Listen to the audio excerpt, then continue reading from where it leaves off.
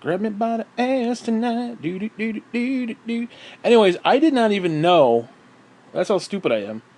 That there was a dictation thing on this iPad. I had no fucking clue. I was looking for apps, and because what was happening every time I went to the app store, it would say, not compatible with this iPad because it's an older one or it needs, 10.2647, whatever. Anyways, I enabled it. I didn't even know it was on here, and I was like, holy shit. So let me try it out here. Just hit the button, and I'm letting it type. I'm letting it type it. That's not what I said. I'm gonna see what I have and see if it actually does what it's supposed to do. That's actually not bad. It's not perfect, but now if I could just get YouTube to play in the background, which I don't know how the hell you do that, I could actually transcribe all my fucking audio clips. Shit, dude. Oh my god, if that's the case, oh dude, I could be pumping out books left and right. Oh my god.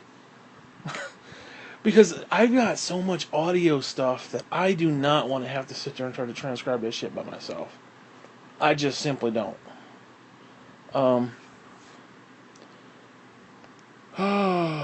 Anyways, before I get into all of that, actually, let me go back because I did change something and I want to unchange it. General, I think it was keyboard, and I think I did enable dictation. Yeah, turn that off because I don't know. Now, did that just turn off what I had? Yes, it does. Son of a fucking bitch. Alright, well, I'll have to enable that again. Alright, so that's what that was. Okay, never mind. Anyways, I'm just poking around with this. So, enable, yes, let's see.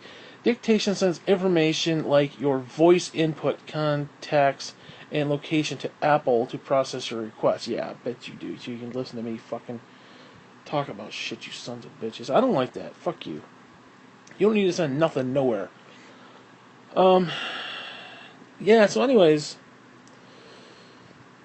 not much going on. I'm just kind of poking around right now. Now,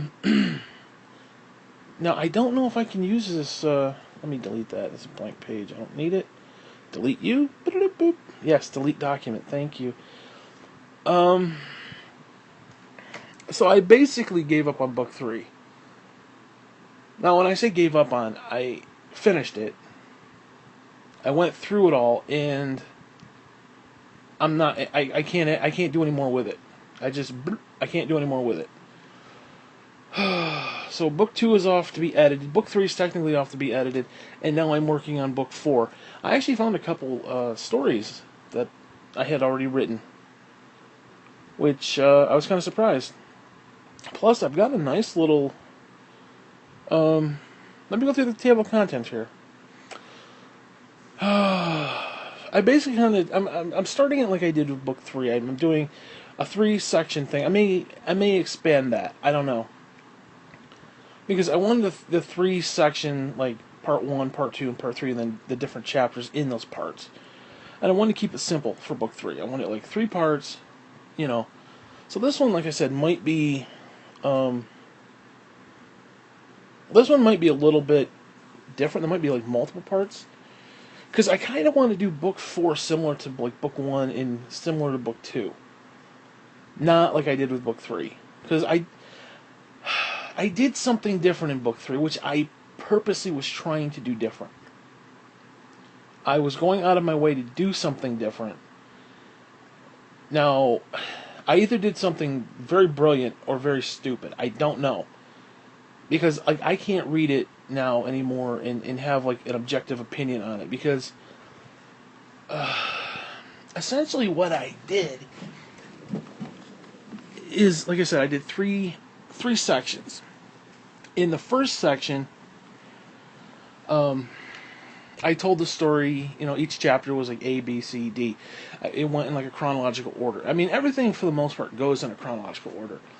But then part 2 and then half of part 3, I call back those moments. And I tell another part of the story. So it's like just branching concepts from those stories. So it's kind of like the middle of the book is just more more concepts of what took place during that time to paint like a bigger picture. And for a couple sentences, paragraphs, and a couple cases, I reiterated what I had stated before. So it's like I'm retelling the story now. As somebody reading it, I don't know how they're going to take that. I'm hoping that when they read it, it's like, oh, I remember when he was talking about that. Oh, and here's some more information about that. That's what I was doing. That's what I was going for. Whether I accomplished that, I don't know. Because to me, going back and reading it, it felt like I was just like retreading the same water over and over. But if you were to take each chapter out individually and read it, it all makes sense. Everything fits. But it's just, I mentioned a couple things and harkened back to a couple events and whatnot, and I kind of did that 2 or 3 times. So it's like it was like a repeat, like a retread, if you will. And hold on, I gotta get this fucking. My pillows are all fucked up. I am completely uncomfortable. I have been uncomfortable all afternoon, but that's neither here nor there. Okay. Anyways, so that was book 3. Now book 4. Book 4 is this is it. This is it. As far as like the adventure of life. Okay, my story is going to end at book 4. Hopefully my actual life doesn't end in book 4, but whatever. Because book 4 is going to take us right up to current. Which is weird, because book 3 was 10 years ago. And I just finished it today, so. And then book 4 is going to take us from there right to today. And I think it's going to be a nice little capper, especially when you put it in concept with 1, 2, and then 3. Like 2 I'm very proud of. I mean, 2 is like my Godfather. Like my Godfather 2. You know, it's that moment where it was like, I think it far exceeded the first one. To a point. Well, it just overall in like the way things flowed and the way things went, I think it was far better. Now 3, like I said, I tried to do something different with 3, and I don't know if I succeeded. So I'm iffy about that. But 4, I want to go back kind of to what we were doing. Again, 3 was meant to be different. 3 has no filler, except for I think like 2 minor stories that would technically be called filler. And, it is what it is. So there's really, like I said, there's no filler. It's just, it tells the story. But it tells the story in a very different way. I don't know. I can't explain it. It almost feels like one of those Dungeons and Dragons books where, like, you're reading along and it's like, our hero gets to a cave and he can go left or right, and if he goes right, then you turn to page 32. If he goes left, turn to page 85, and one leads to, a trap where he dies, and you have to backtrack in the book and go the right path, and it kind of leads you in different directions. It almost reminds me of that. But that's not even close. I don't mean like... Actually, I don't know how I mean. It's just, like I said, I kind of was telling more of what was going on. So it's like, there's an event that happened. Like, let's say, Dalty and the Hobbit moved in. And with that event sprung 5 or 6 different chapters. So instead of telling those 5 or 6 chapters back to back, they moved in, and then they did this, and they did that, and they did, because a lot of things were going on at the same time. So like while they're doing this, they're doing something else. It's like while they're moving in, taking over my mother's movies, they're also cutting down the big pine tree out front. It was kind of one of those things. So it's like, when I start the pine tree, I was like, okay, they had just moved in, blah, blah, blah. And this is like way down at the bottom of the book. So it feels weird to me, and I don't know how to I don't know how to justify that. I don't know how to rectify that, if you will, because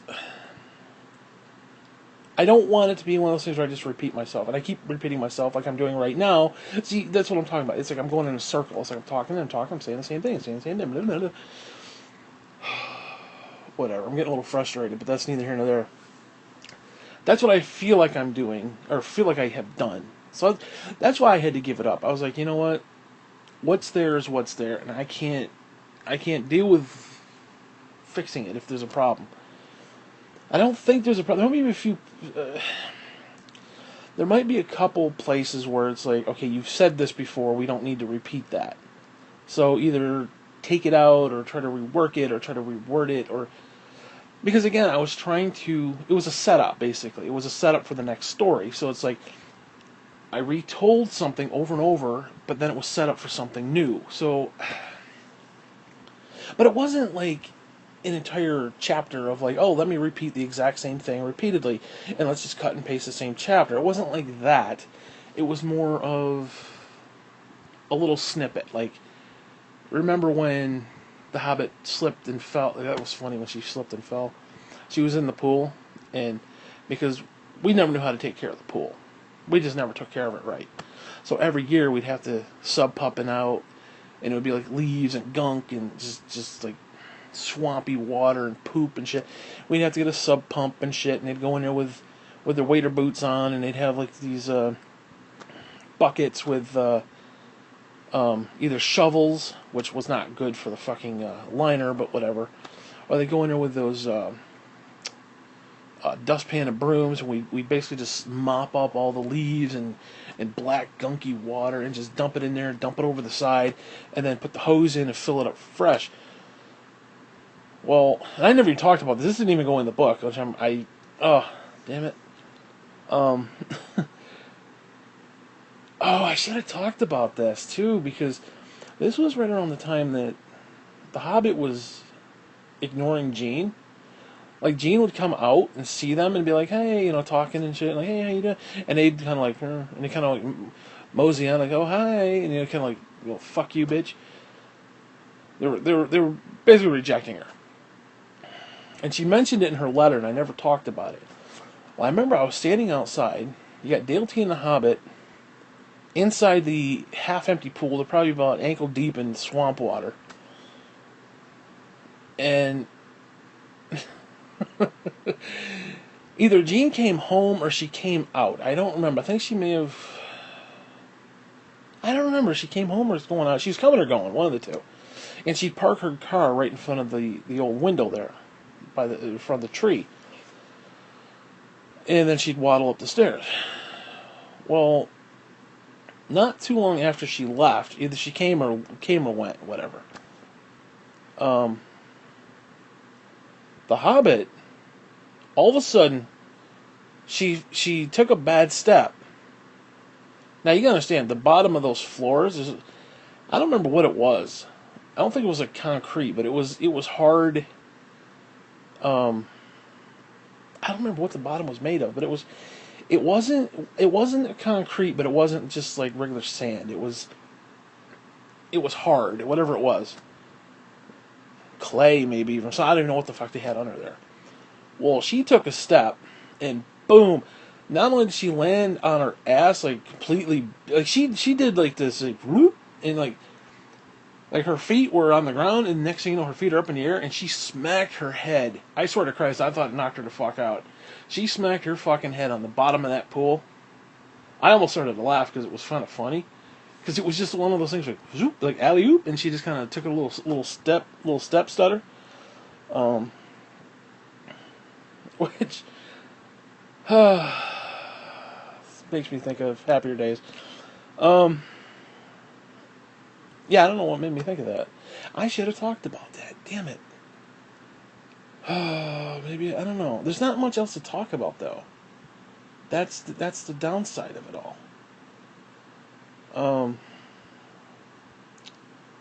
Trying to think, is there anything else to this? She just basically fell and hit her head, which was delightful to me. And it's delightful to me now, thinking about it. But she hit hard. Like, you could hear, like, it was like one of those almost like a beanbag just hitting. It was like, I mean, it hurt. It hurt me hearing it and seeing it. It was like, whoa, dude. It's like, she thought she starts crying and shit. I felt bad because she's crying and shit, but this is before I knew she was a complete piece of trash. Dale T's over there rubbing her fucking head. Like, oh, it's okay, it'll be okay. I'll be okay. I'll be okay, baby. I'll be okay, baby. Fucking scumbags. A whole fucking lot of them. She got what she deserved right there. Oh, I should have told that story. But again, it was be like a paragraph. It was like a minor paragraph. If you want to add this in, feel free. That was a beautiful fucking moment now that I think about it. Anyways, but yeah, it was kind of shit like that, where it's like you get this new tidbit of the story. It's like, I don't know, whatever. Anyway, so let me just quickly go through this, because I just want to put an upload up for YouTube, and it's all book related, because I'm in this kick right now where I'm writing, and it's like it's I don't know if it's coming out good, but it's coming, and it's like I'm focused, so I want to take advantage of that. I can go a decade without writing, which is weird to me. And then all of a sudden it's like I get the little bug, and it's like blah, blah, blah, blah, I'm typing away and shit. So I figured, do it while you can. Anyway, so like I said, I got 3 parts of book 4. We're now transitioning into book 4. And I may add more parts, like more sections or whatever the fuck they're called. Right now I've got part 1. It has no title. It has no. But in parentheses I have the direction. It's basically me moving in here. My life with Graham. Actually, no, it shouldn't be. It should be Graham getting sick. And I think part 2 should end. No, part 2 should start with Graham dying, and then part 2 should end with Lucy dying. Because the way I originally had it was, I move in, then there's life with Graham, and then Graham dies. Well, I'm skipping the whole Graham being sick at the end. Or, not sick, but decrepit at the end. Whatever. Anyways, I have Thanksgiving 2007, which is a working title. I haven't come up with a title for that yet. Then we have part 2, where Lucy dies, I get Mr. Boots, and then Jean dies. And in that, so far, we have the night Jean died. Again, these are subject to change. We have the chapter Night Jean dies. Then the next chapter is, much like Elvis, Jean has left the building, and then Jean's funeral again. Those are just kind of basic titles. And then part 3 is Life Alone. So, I don't know. Well, if I add more stuff, like if I add another section, like even a 4th section,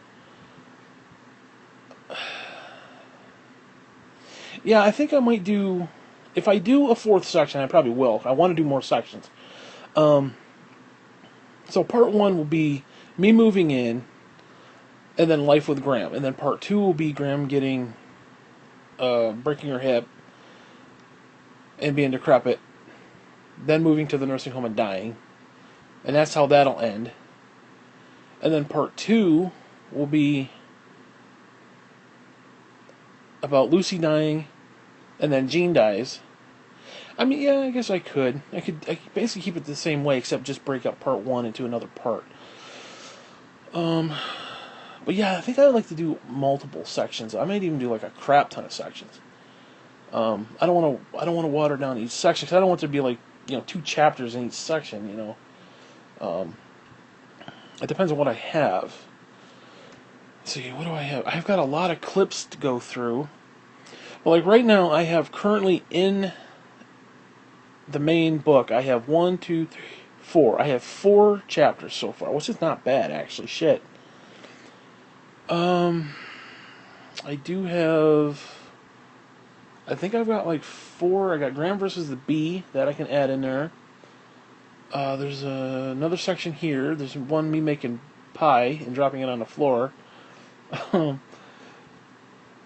Let's see. There's another one where I sent an email to Gene about Graham going crazy. I think there's an Easter. Yeah, there's an Easter story. Is this it? No, that's the Easter basket of Dale T. There's another Easter story here. Where did it go? Where did it go? Yeah, I've got quite a few stories. I got like maybe 6 or 7 stories here.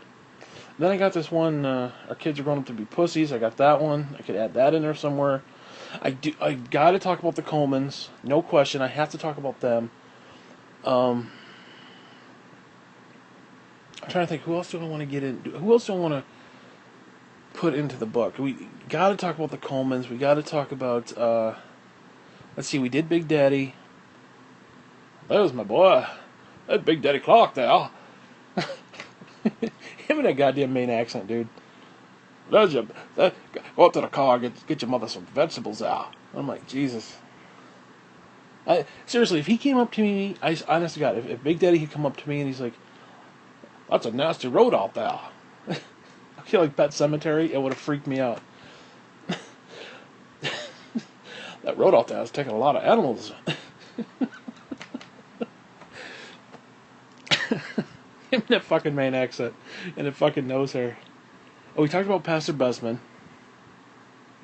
We talked about let's see, who else is there to talk about? I talked about Ty Winky. I love Ty Winky. I love his character. He pulls a knife on me. That was fucking great. I love that story. I genuinely like that story. That's one of my favorite stories. I think my all-time favorite story is the Seaweed Legs. I forgot what the actual title name of it was, where we went to Cape Cod. I'm not saying I wrote it good or that it was a great story necessarily per se, but it was just one of my personal favorites. Then there's the going to the pumpkin farm with the old woman in the pumpkin farm. That's one of my personal favorites too. See, who else is there to talk about? One thing I would like to talk about. I don't know where I would go with it, but I find it odd in just like reality, just being an asshole. The idea that your mother and Dave Clark are friends.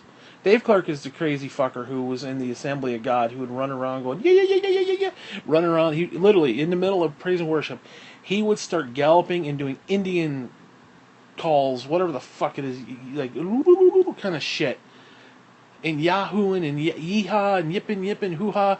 He would run around the chairs, like, because they had the middle aisle and you had the 2 aisles on the side and then the back and the front, so it's like, like RCCS had it. And he would run up and down and around and around and go, yeah. The guy was fucked up and he ended up in a nut house. And I don't like the fact, and I'm telling you right now, I do not like the fact that there are some people that were in Camden who were intermingling with people in Rome. Like, to me, those things should be separate. Like, your mother should not know Dave Clark. And the fact that they're friends on Facebook, it just pissed me off. Like the fact you should not know Bobby Hoyt at all. Bob Hoyt, you should not know him at all. Stacy knows some people too, and it's like, no, the motherfuckers should not know each other. My mind can't grasp the fact you motherfuckers know each other, and I don't appreciate that. Well, it's like you and Nene. You and Nene should not have known each other.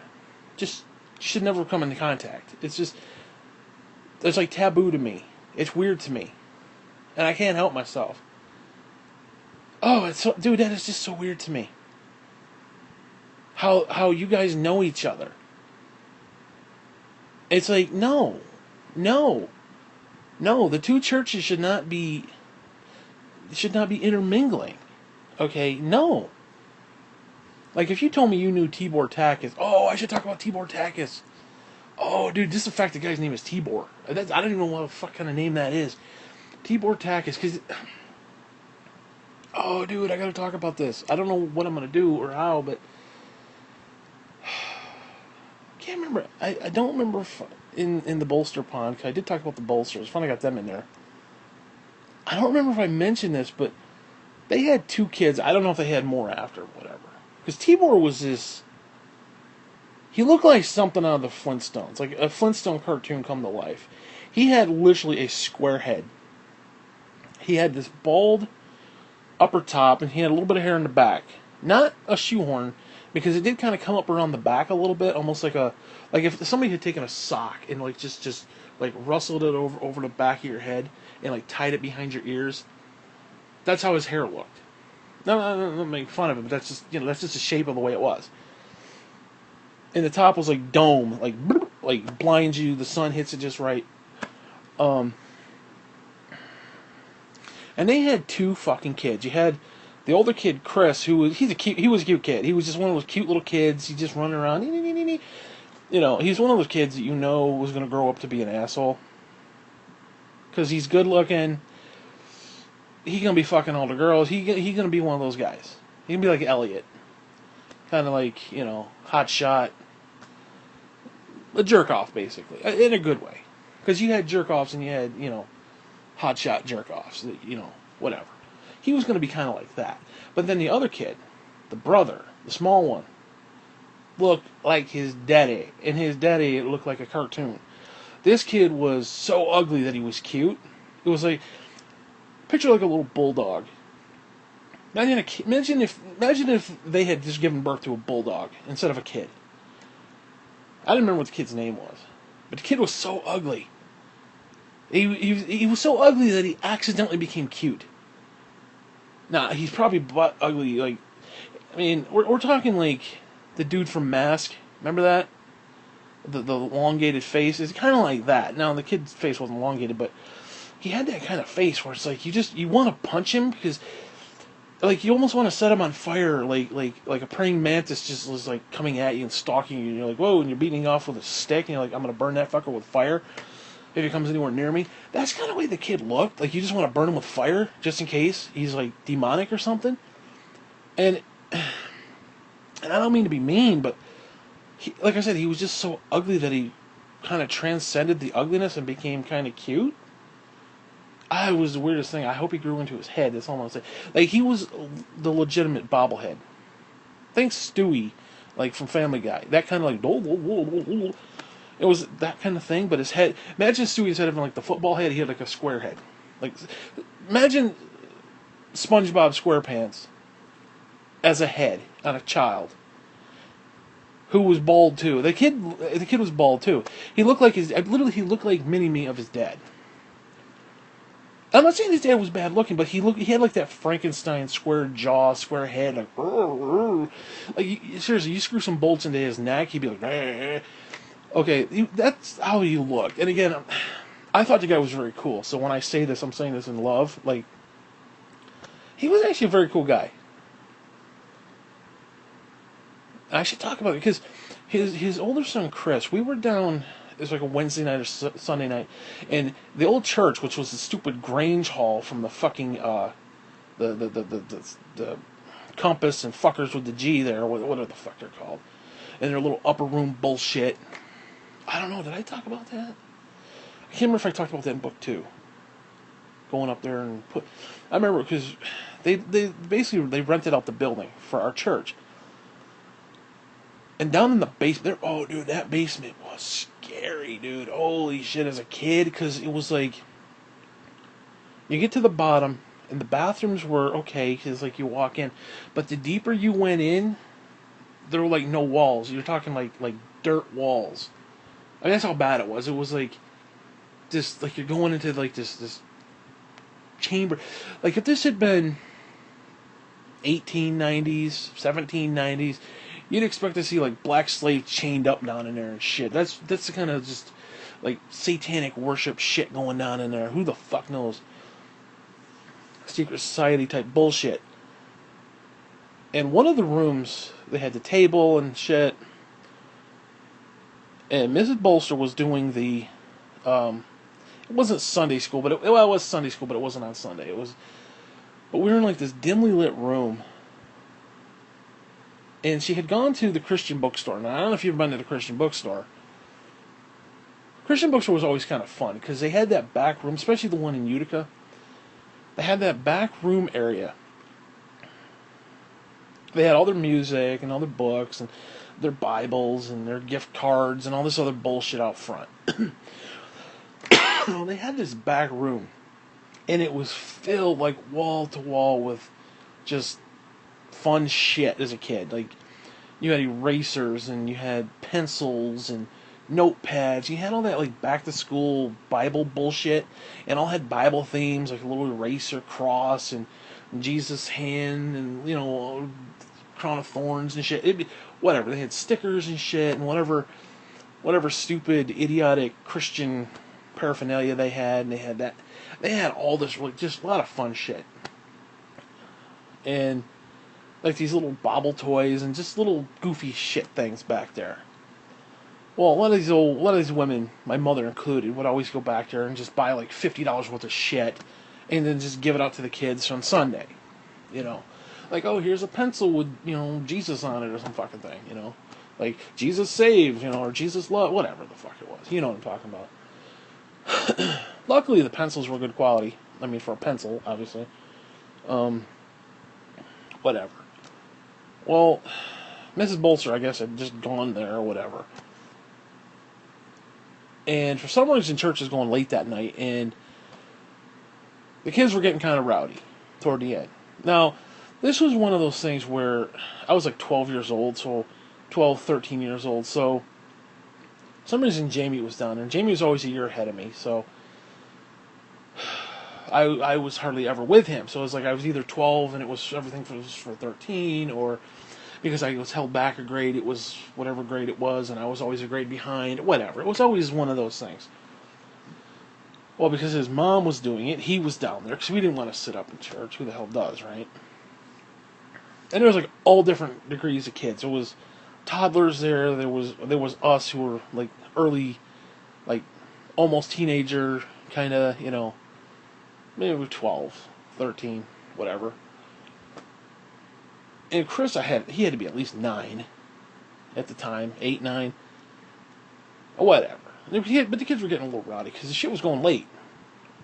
And we're talking, it was like 9, no, it was probably closer to 10:30 at night, and we were all getting kind of tired, and I was like, we want to go home.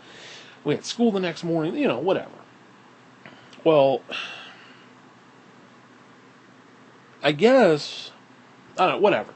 Anyway, Mrs. Bolster said something. She said something to the effect of, if you're not quiet, you won't get a balloon. Well, Chris, he does this hysterical fucking, like, people like, I don't say use the word mock, but they'll like repeat something they say, and like, oh, but you meant to do, whatever. They'll talk like that. Well, he comes back with this, be quiet, you're not get that balloon. And the way he said balloon, it was just the funniest fucking thing. Everybody literally started laughing. He's like, be quiet, you're not get that balloon. It was, I swear to God, the funniest fucking thing that's ever happened in my life. Because you just had to be there and see the kid's face, the way he's saying it, the whole thing. I mean, I know it doesn't transcribe well over into what I'm, verbally speaking it aloud some almost 30 years later. I admit that. But, be quiet, you're not get that balloon. And he said it was almost like a British haughty accent. Be quiet, you're not get the balloon. And it was hysterically fucking funny. And it's one of those things you don't forget. And I don't know, man. I should talk about them. I could talk about the McGavins too. Oh my God, fucking Mr. McGavin.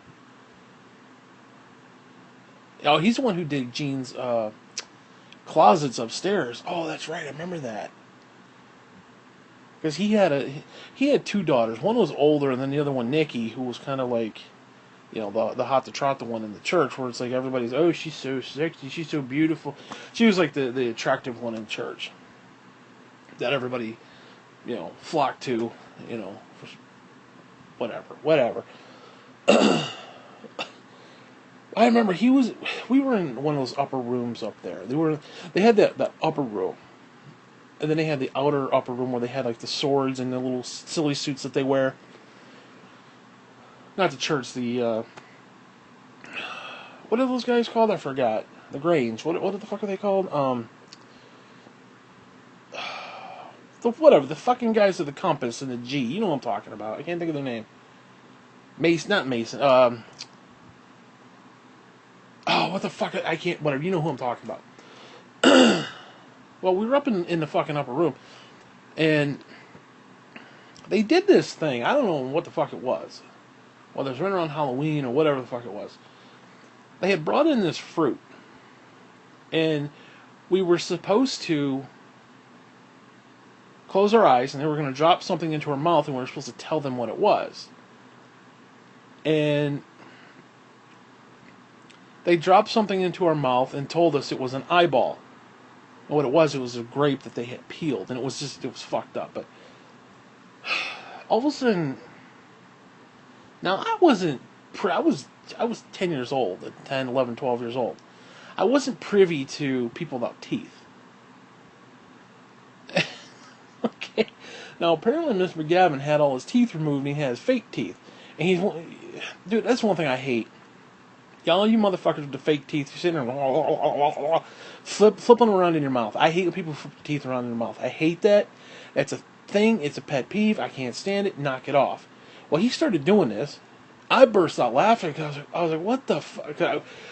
I didn't realize he had fake teeth. I wasn't paying attention to that. And all of a sudden I see like his entire tooth, like upper plate is like, it's like half out, half in, half out, and his tongue's flapping. And I'm like, dude, I started to fucking laugh. He started to laugh that I was laughing. And it was like, holy Jesus. And everybody started laughing. Like I said, I wasn't privy to that kind of knowledge that people actually had no teeth. I mean, seriously, when you're 10, 11 years old, you know, your teeth are your teeth. They're there. They're for life, you know. There's all these little fucking bullshit stories. I don't think they'd make good stories in the book, though. I mean, they would, maybe, especially if I could tell them properly, unlike I'm doing right here, but it's like, I don't know what else to do with them. That's the problem. I mean, what else is there? I know there's more people that I need to talk about. I didn't really talk about Graham, which is what book 4 is going to be. Jean's been throughout the entire... she's been throughout the entire thing. And I want book 4 to be kind of like... she is the quintessential bad guy in the book. She's the villain. Or one of the villains. You know, and I want her to have kind of like that redeeming moment at the end where it's like, you know, thanks for everything, Aunt Jean, kind of a deal. You know, you were a fucking bitch, but thanks for everything. It's one of those things where it's like, you just hate her, and then all of a sudden, you know, not like, I don't know if people reading it outside is like, they probably look at me like I'm a complete asshole for being a bastard to her, but, you know, I don't know how that plays out, but I want the concept to be, I want it to be like your typical narrative story where it's like, your character is born, your character grows, your character becomes a man. He goes off the war, he dies, he goes through hell, and then hell spits him back out, kind of a deal. And then he comes back and he has like that redemption moment. You know, that's how you tell a story. And I want Jean's character to have to go through that. Like, she went through hell, which is what book 3 is, and then she has like this redeeming quality. She's still a bitch at the end of the day, but you know, it is what it is. So it's like, she had that moment, you know, she went through the valley, kind of a deal. She got evicted from the house, she lost her fucking mind, and it is what it is. Yeah, I don't know, man. I just, I'll be doing a lot more fucking book 4 stuff. Especially when I start getting into this a little bit more. I'm trying to think. Who else is there to talk about? Anybody else from church? Anybody else from Greater Grace? Never really talked about Barb Nipper. I don't know what this is. Other than we did talk about her. The woman who sits there wearing her fucking coat in the front, in the front of the church every day. Dude, it didn't matter if it was 100 degrees. She'd still have that fucking coat on. We never did talk about the woman in five kind. We got to at least acknowledge her. Like I want to do a whole chapter of just crazy church people. She literally had 5 fucking kids and named them all after Jesus. Uriah. Who the fuck? Why would you name your kid Uriah or whatever the fuck it was she named it? Jesus. I mean, are you kidding me? That is, she purposely tried to pop out 5 fucking kids just so she could spell out Jesus. That in and of itself is fucking book worthy. Oh, there was a story. I never told it. Like, to anybody, ever. I don't think. We were at Greater Grace. We were in school. And for some reason, Miss Peltier wasn't there. There was a substitute teacher that day. And I don't know who the woman was. She wasn't from our church. I think she may have been from Base Chapel or the fucking Baptist church, whatever. I don't know who she was. Seemed like a nice woman, but she had these incredibly large tits. Like, massively, insanely large tits. Okay. Just... I don't even remember she was an attractive woman. All I remember is every time I would raise my hand, I put the little flag up there and ask a question, she would come over and she'd lean over me and literally put her tits on my back. I mean, like, her tits covered like the entire back. They were like these saggy, boisterous, like you just want to, like, you'd be suckling on them for a while. Okay, it's just, I did more work that fucking day because every time you got done with a couple pages, you had to go up and correct it because they had the little correction books up there, and we corrected our own stuff. I did more work that fucking day raising flags and have her come and put her tits on my back. I don't know what it was. I don't know. Again, I don't even know who the fucking woman was. I'd never met her, never seen her before. And I don't know if she was doing it purposely. I don't even have a clue. But she'd lean over and look over my shoulder, and her tits would be like pressed into my back, and I'm like, hey. Oh, then speaking of tits, oh my god. I don't remember what the fuck we were doing. It was what was that girl's name? I can't remember her name. I keep wanting to say Heidi. No, it wasn't Heidi. No, it certainly wasn't her. It was the last year. It was one of those. She was relatively kind of cute, but very. It wasn't Melissa. It wasn't Shannon. It wasn't Andrea. Who was that other girl? She had like short hair. Not short hair, but it was like. I can't remember her fucking name. Oh, fuck, I can't think of her name. Whatever. I don't know what we were doing. I think it was when they brought that stupid smokehouse to the church. They had the firemen, and they had the house, and they like put the smoke in it, and you walk through the little miniature house. I don't remember if you remember that. I can't remember what we were doing. We were at some sort of function. They took us to, it wasn't that. It was it was some sort of like retreat when we went on a class trip, and we slept in those cabins. I don't remember if you remember that. Were you there? Oh, I don't think you were there. I think you were working that day or something, or that weekend. That worst experience of my fucking life. Oh my Christ! I will never do that again.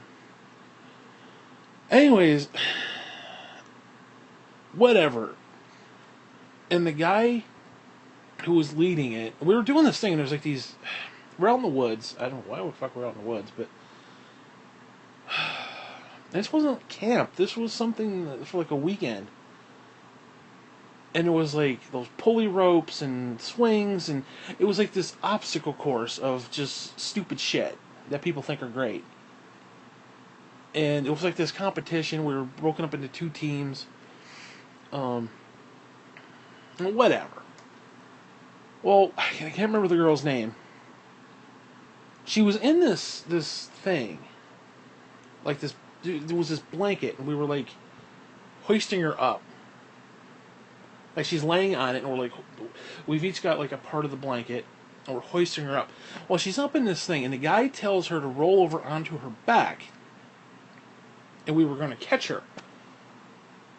Well, she didn't roll over onto her back. She rolled over onto her front, and literally her tits went right into my hand.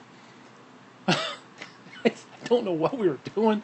I don't know why we're doing it, but all of a sudden she's like there, and her tits. I mean, it was like I did nothing wrong there, and all of a sudden I'm like fondling her, which is great for me, but the guy's like, because the guy saw what happened, and I'm like, what the fuck? Because what it was, we had this line of people. Well, we're boys and girls too. It was like all of us together. There's a line here, and there's another line facing us, and he tells us to hold out our arms so that our arms were kind of almost like picture like a zipper. Like my arms are outstretched, and the person on the other side of me arms are outstretched, but their arm is like in the middle, like pointing to my chest, and their other arm is pointing to the other person's chest. So it kind of made this row of arms, and she was to slide out of this thing on her back, and then we would just kind of like prop her up, and move, go about our way. Well, she came out on her stomach, and all of a sudden, like I said, her tits were like right in my hand. I can't remember what her fucking name was. I felt her tits, and I can't remember her name. I had more experience with tits at Greater Grace than I. Sorry, God. I don't know why I suppressed that. I mean, it's tits. Why do you suppress that, Like, I don't remember ever telling those stories, those two stories. I think they need to be told. I definitely need to be told. I swear to God. Yeah, speaking of tits, we got to talk about Coleman. We got to talk about, because Mrs. Coleman had the tits. She had tits too. I don't know what it is with these women with the big tits. I don't have a clue what it is. Well, she was weird because her family was weird. So it's like Mrs. Coleman had these big tits, and it was like, but they're the Colemans, you know what I mean? She got tits, but she's the Colemans. And of course we were, 12, 13 at the time, and it's like, oh, you're looking at Mrs. Coleman's tits again, are you? No, like, no, because it was, it's just one of those things. It was so fucking weird. It was weird because she was like the Noxer of the female people at church. It was like, I don't know, it was really strange to me. Because again, we were kids, and we were kind of like poking around with each other, and like, you got a thing for Mrs. Coleman, kind of one of those things. And nobody had a thing for Mrs. Coleman. Maybe for her tits, but not for her herself. Because they were weird fucking people, dude. They drank goat milk, for fuck's sake. Okay. They drank goat milk. And they always had this weird smell of like clay and moldy toast.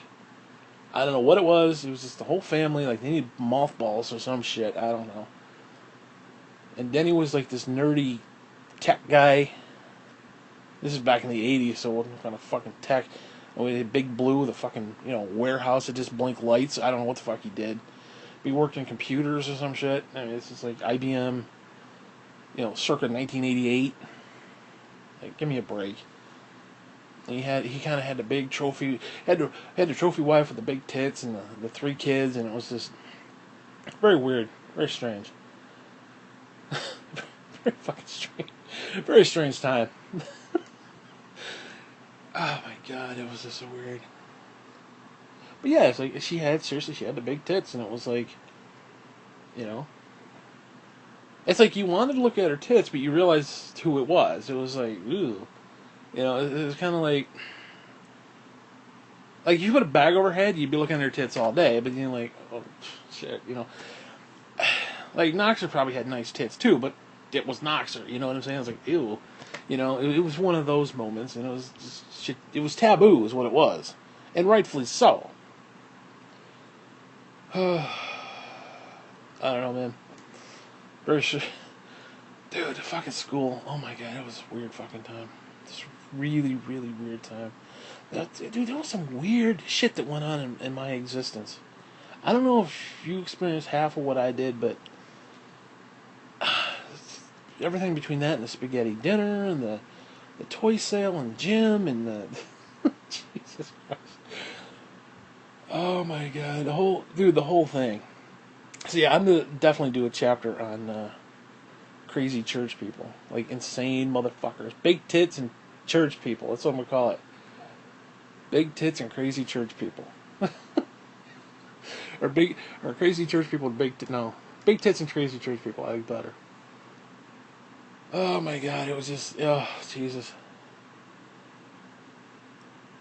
Oh my God, I don't know. It's just oh shit. You know what I did? I put some ice cream out, and this is an hour-long clip. Oh shit, my ice cream is melted.